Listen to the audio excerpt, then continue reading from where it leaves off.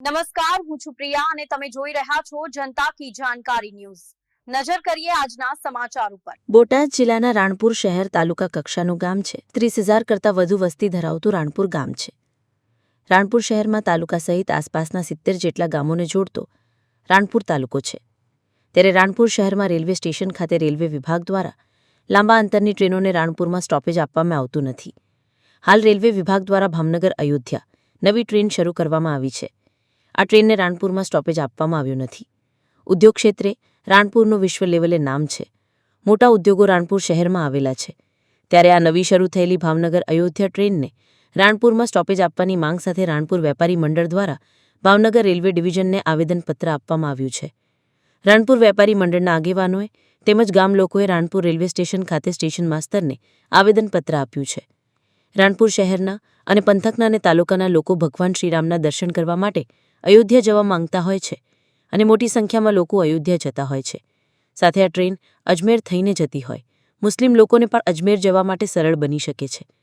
ત્યારે આ ટ્રેનને જો રાણપુરમાં સ્ટોપેજ આપવામાં આવે તો હિન્દુ અને મુસ્લિમ સમાજના લોકોને અજમેર જવા માટે તેમજ અયોધ્યા જવા માટે આ પંથકના લોકોને વધુ સરળતા રહે, કારણ કે રાણપુરમાં એક પણ લાંબા અંતરની ટ્રેનને સ્ટોપેજ નથી। ત્યારે રાણપુર વેપારી મંડળ દ્વારા ભાવનગર રેલવે ડિવિઝનને આવેદનપત્ર આપવામાં આવ્યું છે।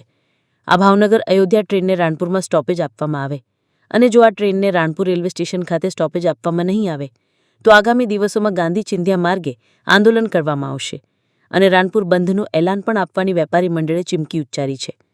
રિપોર્ટર વિપુલ લુહાર, રાણપુર। આવેદનપત્ર આપવા માટે એવી વાત છે કે આ બાજુના એરિયામાંથી ભાવનગર ડિવિઝનથી એક નવી ટ્રેન શરૂ કરવામાં આવી રહી છે। ભાવનગરથી વાયા મહેસાણા થઈ, પાલનપુર થઈ અને અજમેર થઈને અયોધ્યા ટ્રેન જવાની છે। તો આટલી લાંબા અંતરની ટ્રેનની અમારા એરિયાને જો સ્ટોપેજ મળે તો રાણપુરની લગભગ 25,000 થી 30,000ની વસ્તી વત્તા આજુબાજુના 70 જેટલા ગામડાઓ કે જે રોડ રસ્તાથી રાણપુર સાથે જોડાયેલા છે, આ બધા જ લોકોને આ ટ્રેનનો સારામાં સારો લાભ મળે અને રેલવેને પણ ફાયદો થાય કે ટ્રાફિક અહીંયા સારો મળે। અગર જો અહીં સ્ટોપેજ આપવામાં ન આવે તો ન છૂટકે અમારે આ ટ્રેન પકડવા માટે કાં લીંબડી જવું પડે યા તો બોટાદ જવું પડે, તો એક્સ્ટ્રા ખર્ચો પણ અમારે વધારાનો ઘણો બધો થાય। એકલ દેકોલ માણસને જવું હોય તેના માટે બહુ અગવડરૂપ વસ્તુ બને, તો અમે એના માટે આજે રજૂઆત કરવા માટે રાણપુર રેલવે સ્ટેશને આવ્યા હતા।